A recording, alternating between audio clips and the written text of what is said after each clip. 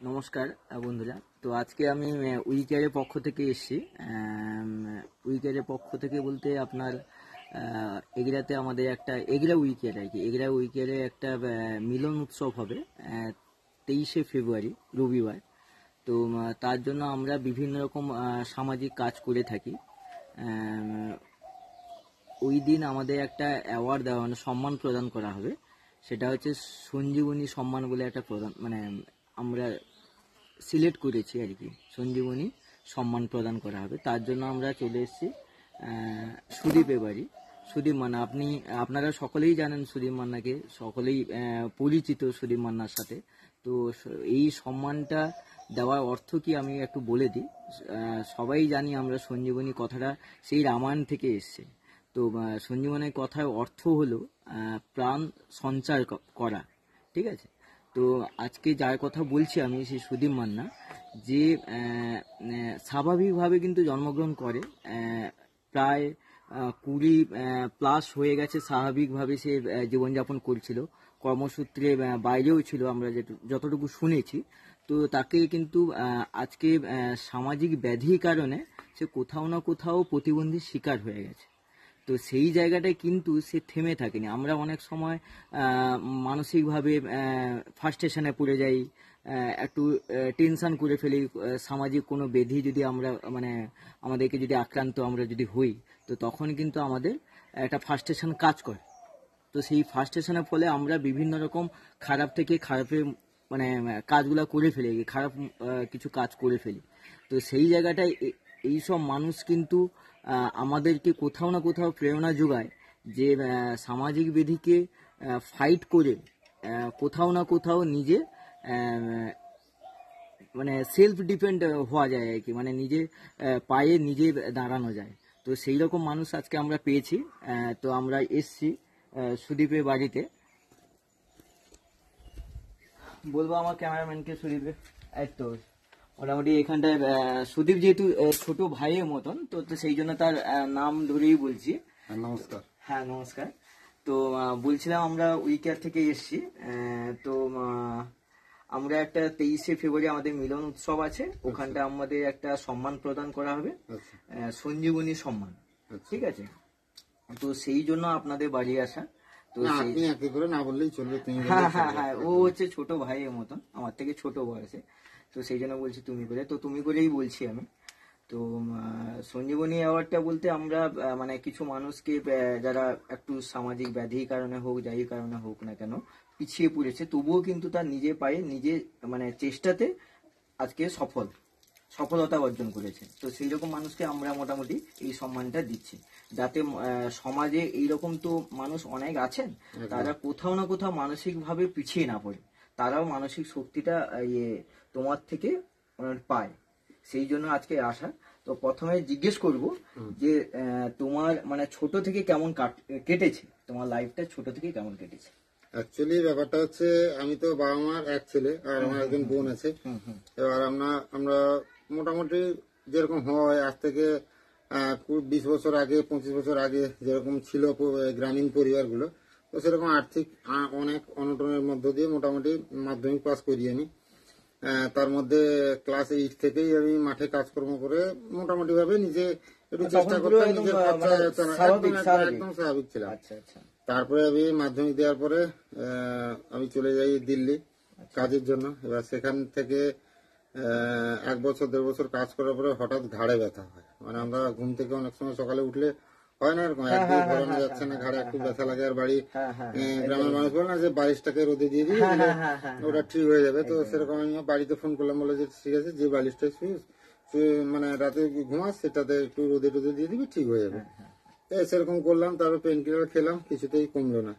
তারপরে বাড়ি এসে এদিক ওদিক হোমিওপ্যাথি বিভিন্ন রকম চিকিৎসা, আয়ুর্বেদিক চিকিৎসা বিভিন্ন রকম হওয়ার পরে কোনো কিছু সমস্যার সমাধান হলো না। তখন বাবা সিদ্ধান্ত করলো, তখন আমাদের 8 কাঠা জমি একটা বাদাম চাষ করা হতো, চীনা বাদাম। তো সেই বাদাম বিক্রি করে বাবা আষাঢ় মাসের দিকে আমাকে নিয়ে যায় কটকে। সেখানে ডাক্তারবাবুকে দেখানোর পরে ডাক্তারবাবু বললেন যে এটা আর্থারাইটিস, ওষুধ নিয়ে যাও, খাও, 1 মাসের ভেতরে ঠিক হয়ে যাবে। ওষুধ নিয়ে আসা হলো, খাওয়া হলো, অনেকটাই ব্যথা কমলো। বাট শরীরের ভেতরে যেন একটা প্রচুর দুর্বলতা ছিল আর কি। তো সেই কারণে আমি সেকেন্ড টাইম যখন যাওয়া হলো ডাক্তারবাবুকে বললাম যে ডাক্তারবাবু আমার তো দুর্বলতা কাটছে না, প্রচুর দুর্বল, বাট ব্যথা যন্ত্রণাগুলো অনেকটাই কম। ডাক্তারবাবু ওষুধ দিল, তো সেই ওষুধগুলো আমি বাড়ি এনে খাওয়া শুরু করি। 13 দিন খেয়েছি, 14 দিনের দিন পুরো আমি পুরো ফুলে গেছি একদম। আর প্রত্যেকটা গিঁট ফুলে গেছে, ভীষণ যন্ত্রণা, মানে সেই যন্ত্রণা ভাষায় প্রকাশ করা যাবে না আর কি। তো তখন একে টাকা পয়সার সমস্যা, তারপর মোটামুটি বাড়ি থেকে হাল্লা গোল্লা পড়ে গেল, কি হবে না হবে, কোথায় নিয়ে যাওয়া হবে, কি করা হবে। তো তখন কোন রকম আমাকে হাত রিক্সা ছিল, তখন তখন টোটোও ছিল না আর কোনোভাবে কোনো কিছু ছিল না, হাত রিক্সা। এটা 2009 কথা।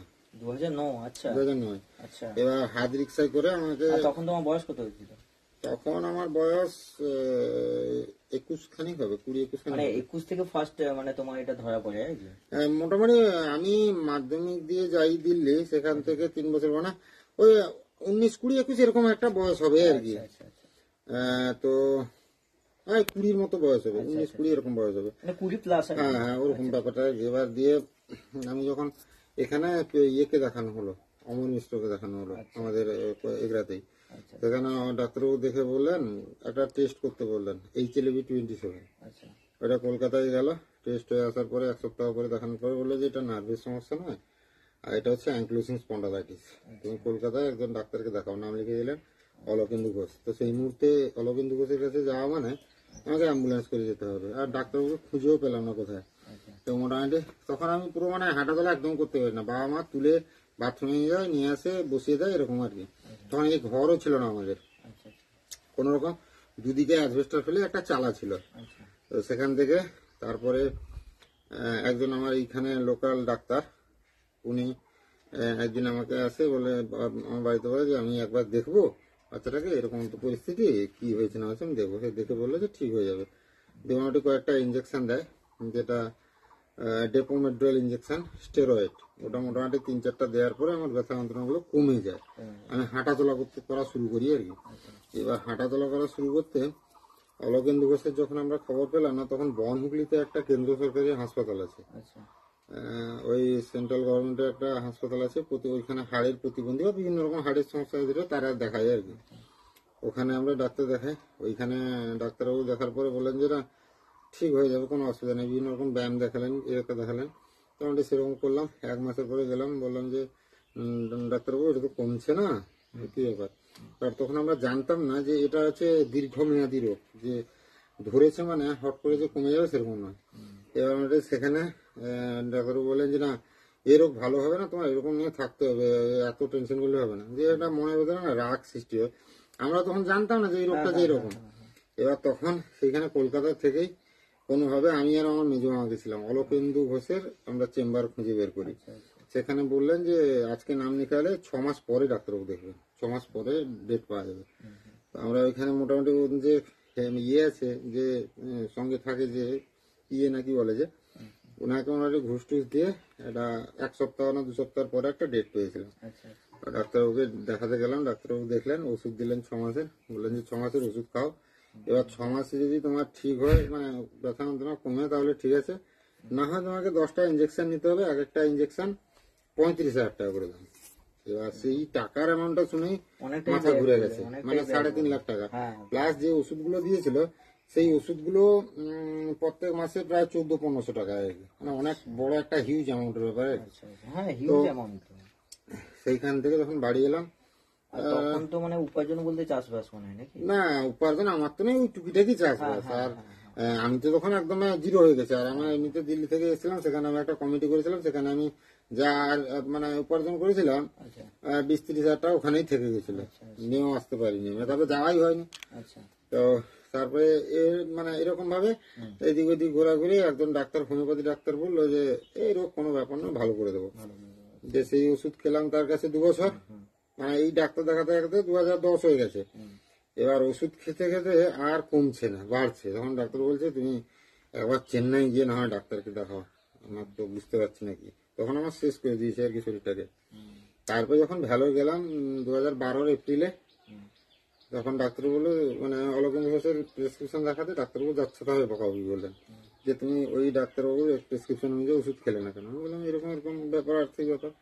যে তারপর থেকে ভালোভাবে ওষুধ খাওয়ার পরেও 2014 প্রথমের দিকে মোটামুটি একদমই বিছানা সজ্জা হয়ে যায়। মানে এই হিপটা খেয়ে গেছিল অস্টিও আর্থারাইটিস, অস্টিওপোরোসিসে, তো তার যন্ত্রণাতে বিছানা সজ্জা হয়ে যায়। তারপরে কোনোভাবে এদিক সেদিক কাগজপত্র পাঠানো হয়।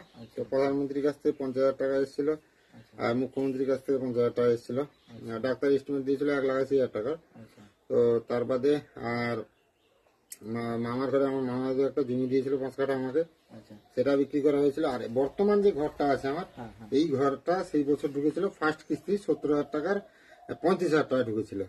সেই টাকা নিয়ে গিয়ে অপারেশন করা হয় 2014-তে, এই হিপটা রিপ্লেস করা হয়।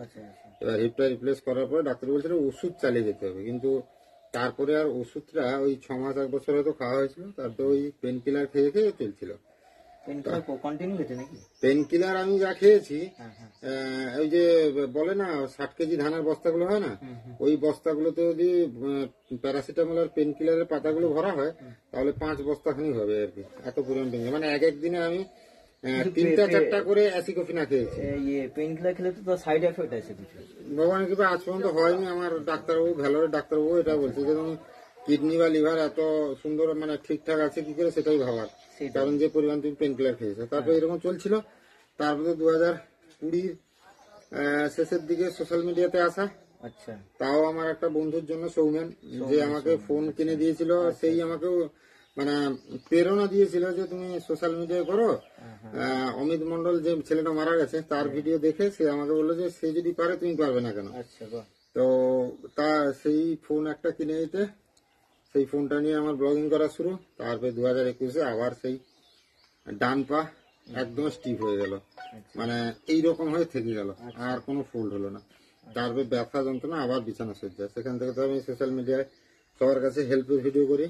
সেখান থেকে মোটামুটি আমাদের ইউটিউব কমিউনিটির বড় বড় ক্রিয়েটার যারা, বঙ্গাইয়ের কাছ থেকে শুরু করে এসআরকে শঙ্কর, মানে সবাই কম বেশি, তুষার দাস, মানে অনেকেই মোটামুটি সবাই শেয়ার করে, শেয়ার করেছিল তোমার ওই ব্যাপারটা।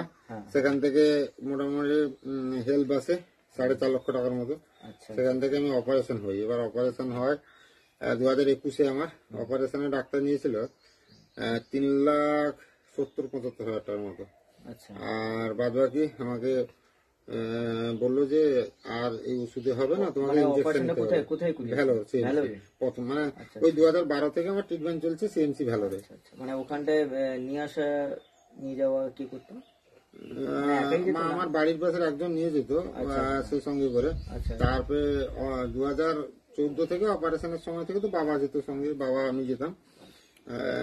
যেহেতু যাতায়াতের কোনো সমস্যা হতো না আমার, না 2021-এ যে অপারেশনের সময়, সে সময় আমার বন্ধু গেছিল সৌমেন, আর বাবা গেছিল।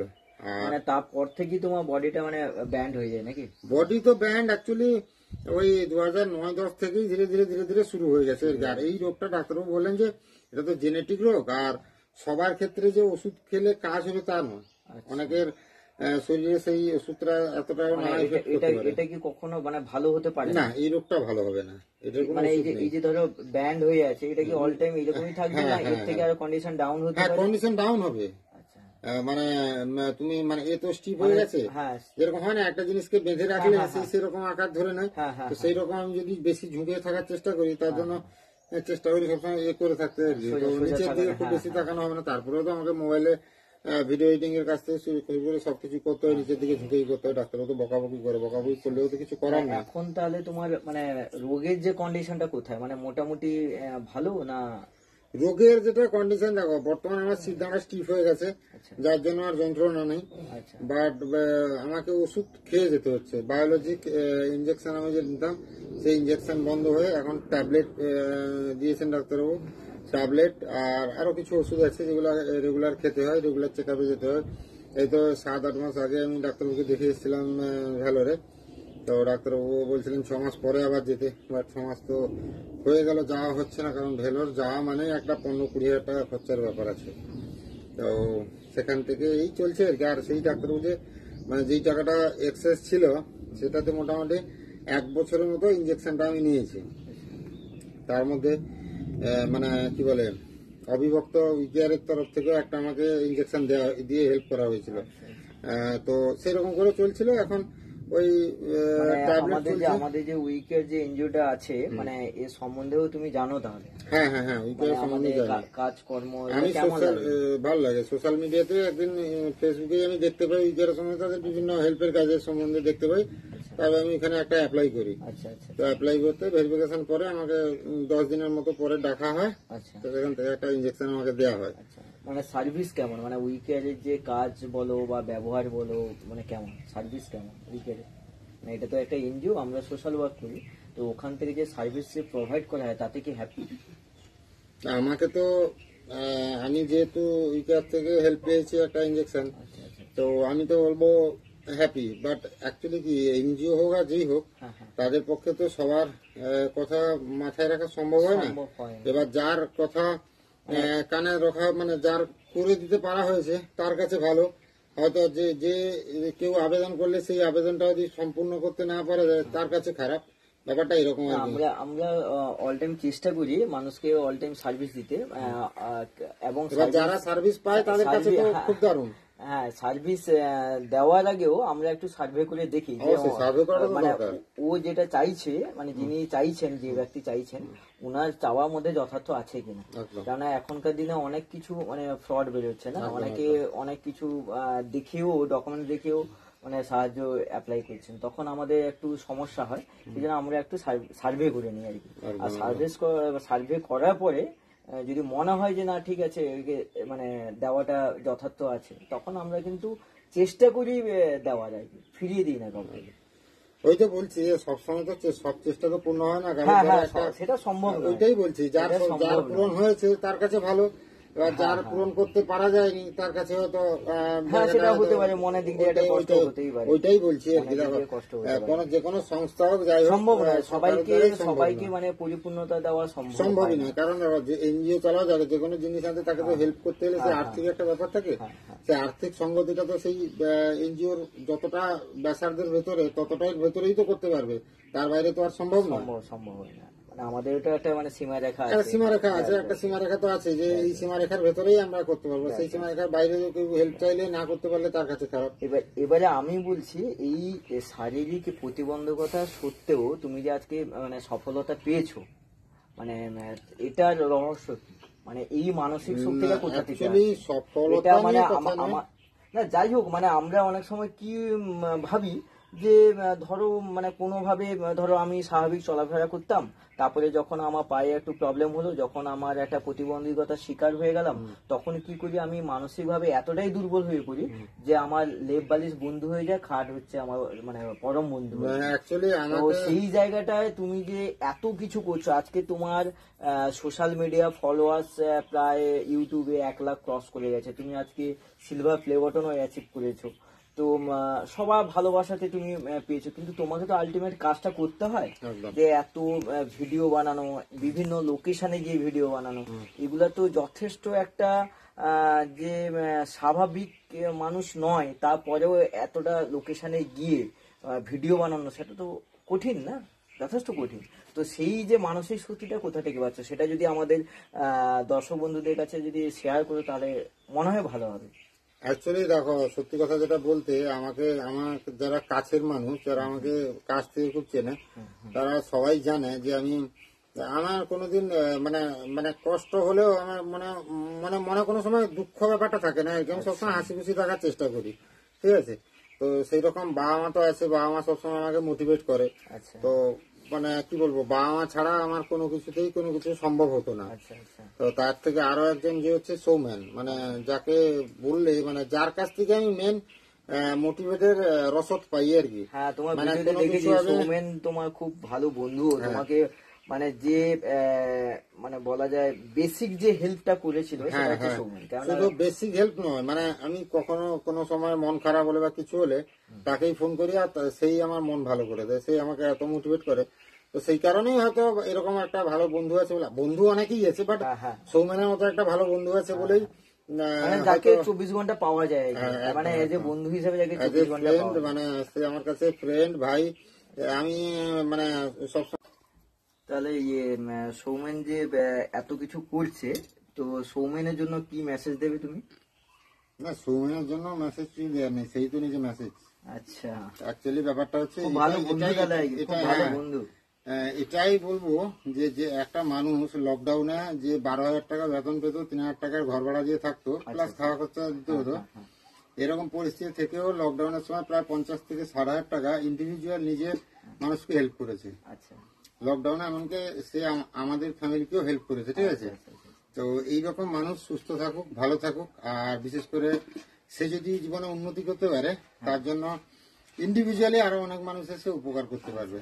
অনেকে হয় না শুধু নিজের জীবনের জন্য অর্থ সঞ্চয় করা বা আর্নিং করা, বাট সেই মানুষটা এরকম যে আর্নিংটা নিজেও করছে, নিজের সঞ্চয়ও করছে, আর কিছুটা চায় যে প্রয়োজন মানুষের কাছেও এটাই তো এখনকার দিনে এই যে মানবিক চিন্তা ভাবনা মানুষের মধ্যে খুব কমে গেছে। মানে আমরা তো আজকে একটা এনজিওর মধ্যে আছি, বা আমরা সোশ্যাল ওয়ার্ক মোটামুটি কম বেশি করি, তো আমরা যা দেখছি তো অনেক জায়গায় আমাদেরও মানে সোশ্যাল ওয়ার্ক করতে গিয়েও অনেক বাধার মুখে পড়তে হয়। কেননা এই সোশ্যাল ওয়ার্ককেও অনেক লোক অপছন্দ করে, কেননা আমাদের ধীরে ধীরে সমাজ এমন জায়গায় পৌঁছে যাচ্ছে যে মানবিক কাজ করতে গেলে অ্যাগ্রেসিভ হয়ে যাচ্ছে, মানবিক কাজ করাটাও মানে পছন্দ করছে না। তো তারও মানে অনেক রকম সমস্যার সম্মুখীন হতে হয়। তো সেগুলো আমরা অতিক্রম করে মোটামুটি সোশ্যাল ওয়ার্ক গুলা করি। তো সেই জায়গাটা আমি বলছি, তোমার যে এত কিছু প্রবলেম হয়েছে, তোমার তো ডকুমেন্টস আছে, সবকিছু ডকুমেন্টস যদি দেখাও আমাদের দর্শক বন্ধুদের তাহলে ভালো হয়। আচ্ছা, ফাইলটা মনে হয় কোথাও আছে মনে হয় নাকি? ফাইল আছে, ফাইল আমার যে আছে কাগজ বের করে। আচ্ছা আচ্ছা, মানে বলে দিয়ে ও অ্যাকচুয়ালি ঘরটা একটু মানে রিপেয়ারিং চলছে, তার জন্য মানে ফাইলপত্র একটা জায়গায় গোছানো আছে। এইটা একটা ঠিকঠাক। এবারে বাইরে কিছু ডকুমেন্টস গুলো ছিল, তো তার মধ্যে দেখাচ্ছে ওটা হচ্ছে ওর প্রতিবন্ধী সার্টিফিকেট, তাই না? হ্যাঁ, 80% প্রতিবন্ধী থাকা সত্ত্বেও ও কিন্তু বিভিন্ন লোকেশনে, মানে আপ টু এখান থেকে কলকাতা, মানে আমাদের এর বাড়ি থেকে যদি কলকাতার ডিস্টেন্স মাপা হয় প্রায় মানে 200 না, প্রায় 200 আপ হবে, কম হবে না, হ্যাঁ 200 প্লাস হবে। তো সেখানটায় গিয়ে বাসে গিয়ে, প্রাইভেট কার নয় কিন্তু, বাসে গিয়ে ট্রেনে গিয়ে কিন্তু ও ভিডিও বানায়। আপনারা দেখেছেন মোটামুটি ওর। তোমার এখন ইউটিউবে সাবস্ক্রাইব কত? 1,03,000। আচ্ছা, এই ক্ষেত্রে প্রতিবন্ধী সার্টিফিকেটটা বলে রাখি, এটা কিন্তু ডাক্তারবাবু কিন্তু 90% করছিলেন। আচ্ছা আচ্ছা আচ্ছা, আমি ডাক্তারবাবুকে বলে 10% কমিয়ে করেছি। আচ্ছা, বাহ। এবারে ভাবুন ওর মানসিক মানে শক্তিটা কতটা থাকতে পারে। কারণ সাধারণত একটা কথা বলি, সাধারণত কারোর যদি অর্গান না থাকে শরীরে, তো সে হচ্ছে প্রতিবন্ধী। আমার হচ্ছে দুটো জায়গায় না, মানে আমার দুটো হিপ রিপ্লেস করা হয়েছে, আমার হাড় অলরেডি কেটে বাদ দিয়ে ইমপ্ল্যান্ট করা আছে। তো সেই কারণে আমার 90% করছিলেন, আমি 80% করেছি আর কি ডাক্তারকে বলে। আর ওগুলা এটা হচ্ছে আমার 2014-তে যে অপারেশন হয়েছিল তার ডিসচার্জ রিপোর্ট। আচ্ছা আচ্ছা আচ্ছা আচ্ছা, এটা হচ্ছে সিএমসি ভ্যালোর হসপিটালে হয়েছিল, ভ্যালোর থেকে। আচ্ছা আচ্ছা, আর ওটা এটা হচ্ছে 2021-এ যে অপারেশন হয়েছিল তার ডিসচার্জ রিপোর্ট। আচ্ছা, মোটামুটি ডকুমেন্টস গুলো সবাইকে দেখতে হচ্ছে, ক্যামেরাম্যানকে বলবো কাছে নিয়ে আসতে। ডকুমেন্টস গুলো দেখাচ্ছি, তবে সব ডকুমেন্টস কিন্তু নেই, এই ডকুমেন্টস কিন্তু প্রচুর আছে। ঘরটা রিপেয়ারিং হচ্ছে বলে অগোছালো হয়ে কোথায় একটা আছে, বলছে সব বের করানো যাবে না এখন। তবে যেহেতু সুদীপকে আমরা সবাই কিন্তু কম বেশি চিনি, সোশ্যাল মিডিয়াতে অল টাইম ও আপডেট থাকে, ও ফেসবুক পেজ আছে, ইউটিউবে চ্যানেল আছে। তোমার ইউটিউবে চ্যানেল নামটা বলে দিও। My life Sudip. My life Sudip. আর ফেসবুকে my life Sudip blog, Petuk Sudip. হ্যাঁ, ও রিসেন্টলি কিন্তু ফুড ব্লগও করছে। আগে ডেইলি লাইফ করতো, এখন ফুড ব্লগও করছে। কিন্তু যতগুলা সোশ্যাল মিডিয়াতে কাজ করছে মোটামুটি আজকে সফলের মুখে আছে আর কি। আমি বলবো না যে মানে মানে বিশাল কিছু সফলতা অর্জন করে নিয়েছে, সেটা বলবো না, কিন্তু ও স্ট্রাগল লাইফ চলছে। তবু আপনাদের সকলকে বলবো ও স্ট্রাগলের পাশে থাকুন আর ওকে সবসময়ের জন্য সাপোর্ট করুন। অ্যাকচুয়ালি এই ক্ষেত্রে আমি একটা কথা বলি যে পেটুক সুদীপটা আমার খোলার পেছনে অনেকগুলো কারণ আছে। কিন্তু অ্যাকচুয়ালি আমরা সোশ্যাল মিডিয়া খুললেই খাবারের জন্য বিখ্যাত দেখি কলকাতা, বারাসাত, নাহলে নদিয়া, কৃষ্ণনগর, এইসব জায়গা। আমাদের কিন্তু মেদিনীপুরেও অনেক ভালো ভালো খাবার পাওয়া যায়, বা আমাদের লোকালি এগরা বলুন, কাঁথি বলুন, আপনার মোহনপুর বলুন কি বেলদা বলুন, অনেক জায়গায় অনেক ভালো ভালো খাবারের দোকান আছে, কিন্তু সেগুলো কিন্তু মানুষ জানতো না। আমি চেষ্টা করছি সেই খাবারের দোকানগুলো তুলে ধরতে আর কি। এবারে দেখুন ও ও হয়তো মানে ভিডিও বানায় ঠিক আছে, কিন্তু সেই ভিডিওর মাধ্যমে কিন্তু কারো না কারো একটা সাহায্য হয়ে যায়, ঠিক আছে। মানে অনেক রেস্টুরেন্ট আছে বা অনেক স্ট্রিট ফুডও আছে, কেউ মানে জানতোই না, কিন্তু সেগুলো কিন্তু সুদীপ তুলে ধরে সবার সামনে, আপনাদের সকলের সামনে তুলে ধরে। তবে আর একটা মানে এবারে আমি শেষের দিকে চলে এসেছি, তো সুদীপকে একটা বলবো যে আমাদের যে মিলন উৎসব আছে বা আমরা যে এগরা উইকে আর এত কিছু কাজ করছি, আমাদের এনজিওর জন্য কি বার্তা দেবেন? এইভাবে কাজ করুন আর চেষ্টা করুন কিছু মানুষের পাশে থাকার, যারা আমার থেকেও অনেক অসহায় মানুষ আছে সমাজে, যারা হয়তো দুবেলা দুমুঠো খেতেও ঠিকঠাক পায় না, বা শীতের সময় শীতের পোশাকটা পায় না, বা গরমের সময় মানে এরকম কিছু হয় না, এই মশার সময় এসে অনেকের হয়তো মশারিও থাকে না। এইরকম মানুষের পাশে থাকুন, আর এইরকম প্রচেষ্টা সবসময় পাশে আছি, কারণ আমি নিজেই এরকম কিছু পরিস্থিতিতে থাকা মানুষের পাশে গিয়ে ভিডিও করে সাহায্য করেছি। যেরকম ময়নাতে একটা ছেলের, এখানে খেজুরিতে একটা ছেলে, তারপর বাজকুলের পাশে একটা ছেলে, তা আমি নিজেই কিডনি ট্রান্সপ্লান্ট হলো কিছুদিন আগে, তা আমি আমার নিজের তরফ থেকে চেষ্টা করি, কারণ আমার তো আর্থিকভাবে এতটা সক্ষম নয় যে আমি কাউকে না না, সোশ্যাল ওয়ার্ক মানে এই নয় যে সবসময় আর্থিকভাবে সহায়তা করতে হবে, মানে বিভিন্ন রকম আছে, মানে মানে যেভাবে পারে সেইভাবে কিন্তু মানুষের পাশে যদি থাকে, তাহলে সমাজটা অনেক কিন্তু বদলে যাবে, অনেক সুন্দর হয়ে যাবে, মানে শান্তিও বজায় থাকবে আর সুন্দরও দেখাবে, ঠিক আছে। তো তবে আরেকটা দর্শক বন্ধুদের বলবো আমি, যে আমাদের যত আমাদের এনজিওর শুভাকাঙ্ক্ষীরা আছেন, তো এই রকম যদি আপনারা জীবন কাহিনী আপনার পার্শ্ববর্তী এলাকাতে বা আপনার প্রতিবেশীর মধ্যে কেউ যদি থাকে, তো আমাদের পেজে ইনবক্স করুন, তাহলে আমরা সেখানটায় পৌঁছে যাব সম্মান দেওয়ার জন্য। আর আমরা এইভাবে ভিডিও বানাবো, আর সবাইকে বলবো এই ভিডিওটা প্রচুর পরিমাণে শেয়ার করুন আর আমাদের পাশে থাকুন, এটা বলে সবাইকে বাই, নমস্কার। নমস্কার। Thank you.